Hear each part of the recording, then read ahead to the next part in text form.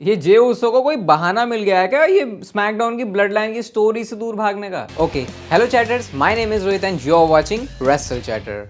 तो इस वीडियो में हम बात करने वाले हैं आज ये मंडे नाइट रॉ के एपिसोड के बारे में। हर हफ्ते आपको पता है, पूरी डिटेल में आपको सारी चीजें बताता हूं, तो उसके लिए आप लोग इस वीडियो को भी लाइक कर सकते हो। और आज तो शायद वीडियो भी जल्दी आ जाएगी। ये सबसे पहले जो मंडे नाइट रॉ की स्टार्टिंग है वो करते हैं रैंडी ओटन ने एंट्री करी और उसके बाद बोल रहे होते हैं क्राउड से कि भाई आज क्या है, कुछ अलग सा फील हो रहा है, बड़े तेज चिल्ला रहा है, क्योंकि जो रिएक्शन है रैंडी ओटन को बहुत अच्छा मिलता है। वो बोलते हैं, वो welcome to Monday night Raw कहते हैं, और कहते हैं अगली बार जब वो ऐसा इंट्रोडक्शन करेंगे तो वो 15वीं बार वर्ल्ड चैंपियन बन चुके होंगे, यानी कि वो बैश एंड बर्लिन में गुंथर को हराने की बात कहते हैं। रैंडी ओटन कहते हैं कि गुंथर ने भाई चीजों को पर्सनल बना दिया, उसने मेरे फादर के बारे में बात करी, ग्रैंडफादर के बारे में बात करी, और उसके बाद मैंने उसको आरकेओ भी पेल दिया। मतलब रैंडी ओटन बताते हैं कि अगर मेरे से पंगे ले रहे हो तो भाई फिर जो तुमको मैं रसीद देने वाला हूं उसके लिए भी तुम्हें तैयार हो जाना चाहिए। गुंथर आते हैं रिंग में और गुंथर को मतलब आज अगर आप रैंडी ओटन के सामने गुंथर को बोलते हुए देखोगे तो थोड़ी थोड़ी डोमिनिक मिस्टीरियो जैसी फील आएगी कि लोग उनको बोलने नहीं दे रहे। और यूजुअली लोग गुंथर की रिस्पेक्ट करते हैं कि नहीं भाई गुंथर है, जैसा भी है हील है, लेकिन अच्छा चैंपियन है, अच्छा बंदा है। लेकिन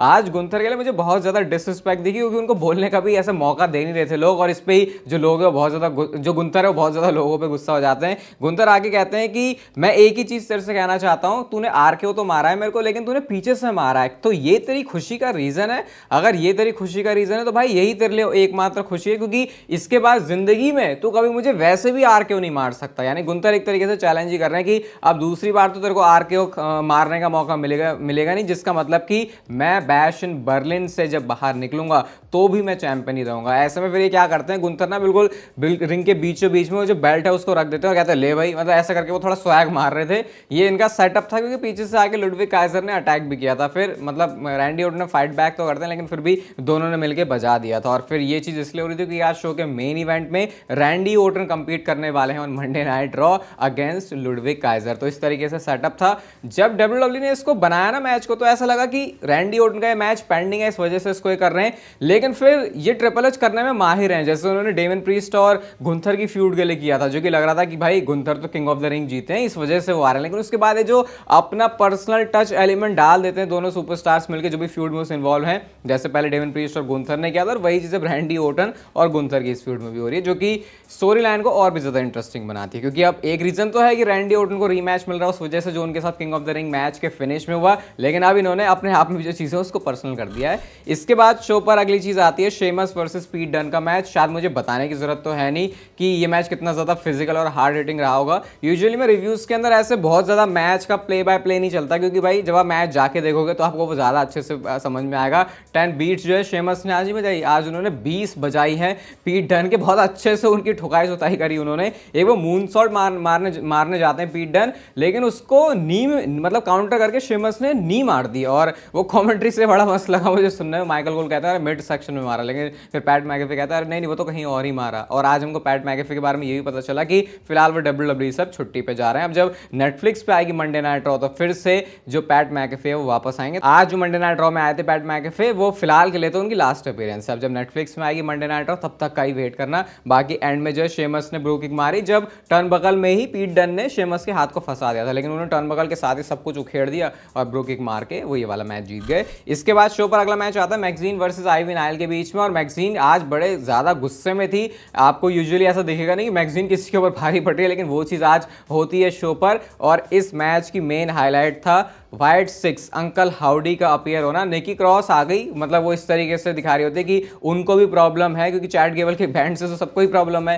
स्पेशली वाइट सिक्स को। तो उन्होंने आके जो है अटैक ही कर दिया उनके ऊपर, आइवी नाइल के ऊपर। एंड चैट गेबल फिर सारे जो है ये अल्फा अकेडमी अमेरिकन मेड, नाम ही भूल जा रहा हूँ भाई मैं तो ये वाला, तो ये वाइट सिक्स के सारे बंदे जो इनके ऊपर अटैक कर रहे हैं। और लास्ट में अंकल हाउडी ने चैट गेबल के ऊपर सिस्टर एबिगेल लगाया, जिस पर चैट गेबल ने उसको बहुत ही बेहतरीन तरीके से सेल किया, जो कि बहुत ज्यादा इंपैक्टफुल लगा। तो अभी जो उनकी स्टोरी लाइन है वो चली रही है, और अब नामों के साथ भी बुलाया जा रहा है वाइट सिक्स में। पहले हमको ऐसा लग रहा था कि जो उनके कैरेक्टर्स वो प्ले कर रहे हैं वही वो बोलेंगे, लेकिन निकी क्रॉस जैसे नाम लिया जाता, डेक्स्टर ल्यूमिस जैसे नाम लिया जाता, लग नहीं रहा था कि ऐसा करेंगे। वैसे ऐसा नहीं है, आज पहली बार इन्होंने किया है, लेकिन अब ऐसा लग रहा है वो चीज कंसिस्टेंट ही हो रही है। इसके बाद शो पर आते हैं the best in the world CM Punk, और आज भी वो अपना खुद का एक ब्रेसलेट लेके आए थे, जो कि थी एक बहुत बड़ी सी बेल्ट, जो कि उन्होंने अपने कंधों पर टांगी हुई थी। सीएम पंक आते हैं और बताते हैं कि मेरे पास एक बहुत ही एक्साइटिंग न्यूज है शेयर करने के लिए, लेकिन उससे पहले जो फैनेटिक्स इवेंट हुआ था वहां की मैं कुछ चीजें तुमको बताना चाहता हूं। वो अपने फैंस के इंटरेक्शन की बात करते हैं कि कैसे कैसे उनको फैंस मिले थे, कैसे फैंस की वजह से ही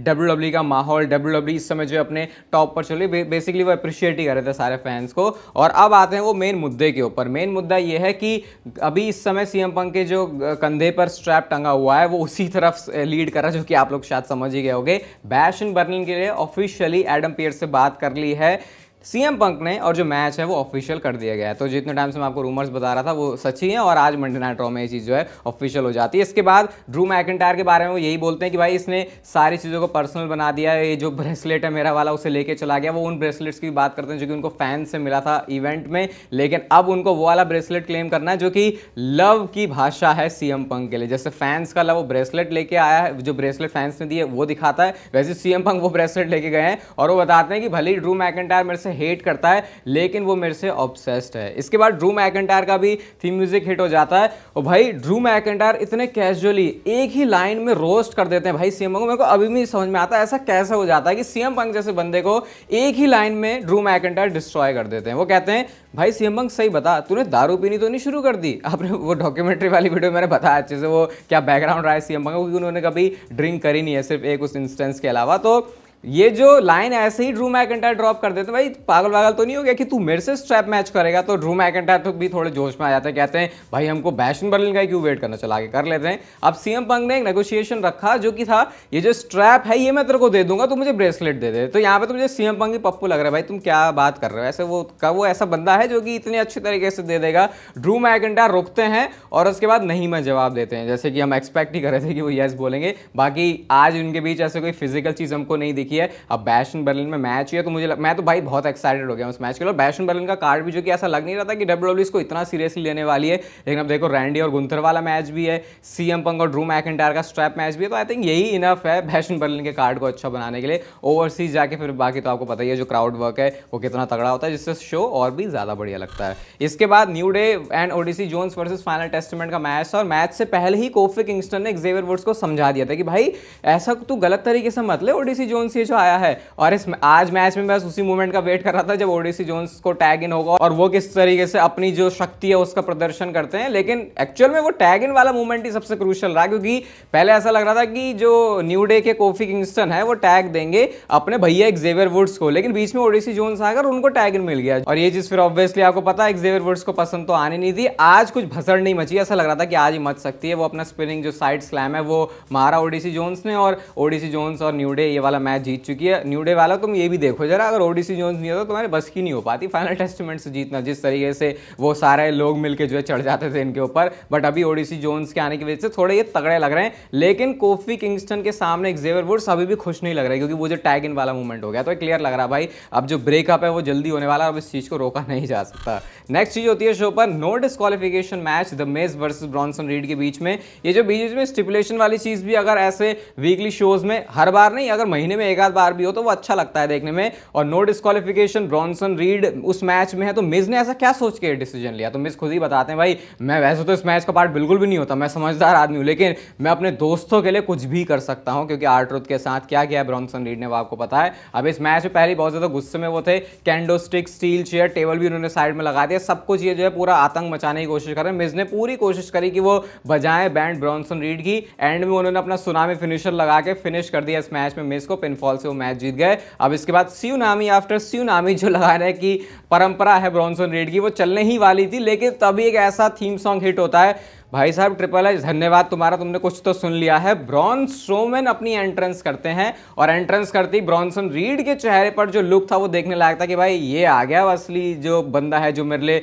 जो थ्रेट है पोज कर सकता है। ब्रॉन्सन रीड और ब्रॉन स्ट्रोमैन आमने सामने ही खड़े थे, आमने सामने मतलब ब्रॉन्सन रीड थोड़ा बाहर की तरफ ही थे। और इस मैच को डब्ल्यूडब्ल्यूई ने नेक्स्ट मंडे नाइट रॉ के एपिसोड के लिए सेटअप कर दिया। मैं आपको पहले से बता रहा हूँ यहाँ पे दो चीजें हो सकती हैं, या तो ब्रॉन्सन रीड बहुत ज्यादा ही ब्रॉन स्ट्रोमैन को तोड़ के धांसू लग जाएंगे और मैं बोलूंगा फिर ब्रॉन स्ट्रोमैन को तुम लाए क्यों।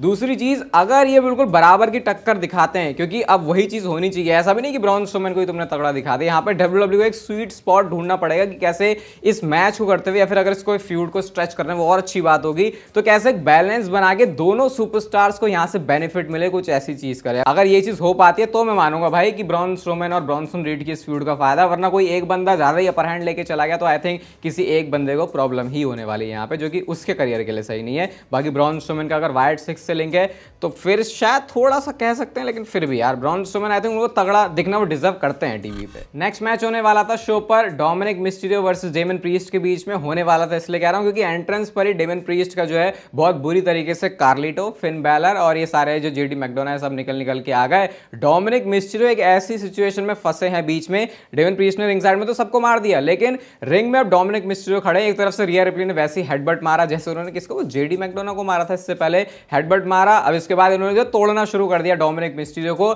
लेकिन आज वो सेटिस्फैक्टरी मूवमेंट बस हमको मिलने से ही रह गया जो रिया रिप्ली रिपटाइड मारने जा रही थी अनाउंसर टेबल के ऊपर डॉम को। लिव मॉर्गन सेव करने के लिए आती है स्टील चेयर से, और जरा एक बार देखना किस तरीके से लिव मॉर्गन ने रिया रिप्ली को मारा है। एक तो होता है सिर्फ मारना, एक होता है गुस्से में अपनी सारी भड़ास निकाल के मारना, वो काम लिव मॉर्गन का था। और डेमन प्रीस्ट को भी जो उन्होंने रिंग रोप्स पे वो जो ऐसे फंसा के लगाया था कि देख भाई कैसे पिटने वाली है तेरी टेरर ट्विंस का जो तुम पार्ट अपना बोलते हो ना, उन्होंने लिव मॉर्गन ने रिया रिप्ली को बहुत बुरी तरीके से मारा। उसको पास से देखना यार, रिंग पोस्ट पे बजा रही है, कभी स्टील स्टेप्स पे, कभी अनाउंसर टेबल पे, और बिल्कुल बैंड ही बजा दी उनकी। इसके बाद हमने ये भी देखा कि डेमन प्रीस्ट को भी उन्होंने कोड ग्रास मारा, एंड देन डोमिनिक मिस्टीरियो भी अपने स्प्लैश के साथ आते हैं और दोनों को बिल्कुल एक दूसरे को बैठा के लिटा के एक दूसरे के ऊपर उन्होंने जो पोज मारा है। और मेरे को लगता है अब जो गुस्सा फटने वाला है डेमन प्रीस्ट और रिया रिप्ली का, वो इनसे झेला नहीं जाएगा। वो तो वो बंदे ज्यादा हैं, इस वजह से थोड़ा उनको फायदा मिल रहा है, वरना अगर कोई और साथ देने आ जाए अगर इसमें Rhea Ripley Damian Priest Terror Twins का, तो भाई जो बैंड बजने वाली है इनकी। लेकिन ये बहुत अच्छा बिल्ड कर रहे हैं भाई बैशिंग बर्लिन के, आपको पता है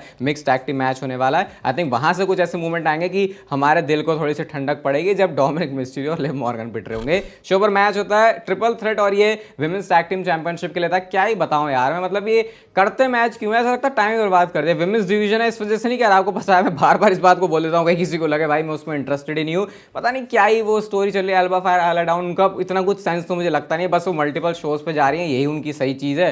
रिजल्ट की बात करें तो चैंपियनशिप रिटेन ही कर ली उन्होंने। इसके बाद शो पर बैक स्टेज से जे ऊसो होते हैं और यहां से डब्ल्यूडब्ल्यू, इस चीज को जिस तरीके से डब्ल्यूडब्ल्यू ने डाला ऐसा लग रहा है यहां से कुछ तो हिंट मिल रहा है।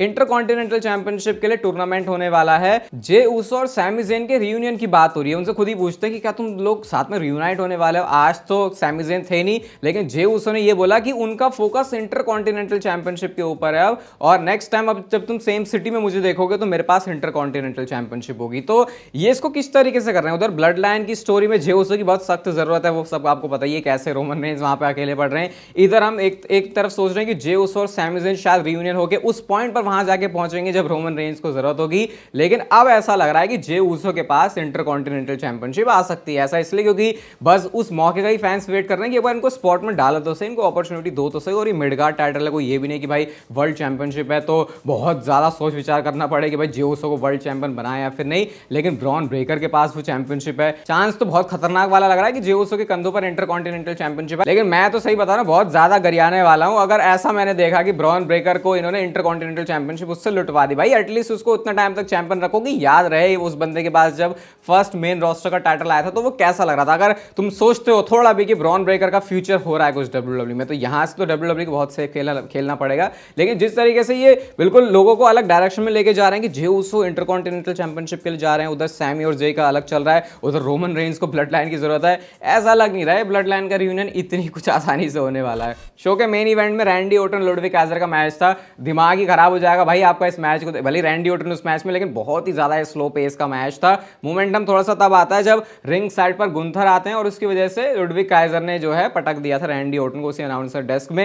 लेकिन इसके बाद रैंडी ओटन ने कितने 4 बार तो पटका है भाई अनाउंसर डेस्क के ऊपर, जो रैंडी ओटन का सिग्नेचर मूवी है एक तरीके से। स्पाइक डीडीटी वो मारने जाते हैं, इसके बाद वो अपने आरकेओ के लिए जाते हैं, जो कि पहले तो हिट नहीं होता लेकिन इवेंचुअली फिर वो लगा ही देते हैं, पिनफॉल करके वो मैच जीत गए। इसके बाद गुंथर भी आ गया भाई गुस्से में, आए गुस्से में, तो दोनों के बीच में जो मारा मारी हो रही है, बड़ी अब्रप्ट तरीके से ये रॉक ऑफ एयर लेके जाते हैं और रैंडी ओटन ने जो आंख में उंगली है गुंथर के उसको भी कर दिया था। बहुत अच्छा इन्होंने बिल्ड किया। वैसे आज ऐसा नहीं होगा कि शो से आपको बहुत तगड़ी चीज दिखी, लेकिन बहुत बैलेंस तरीके से मंडे नाइट रॉ का शो चला। अगर आपको ये वीडियो भी बड़े बैलेंस इस तरीके से और मजेदार लगी तो इसे लाइक जरूर कर देना, चैनल को भी सब्सक्राइब कर दो ऐसी और मस्त वीडियोस के लिए, और तब तक फिर लेते रहो जिंदगी के मजे।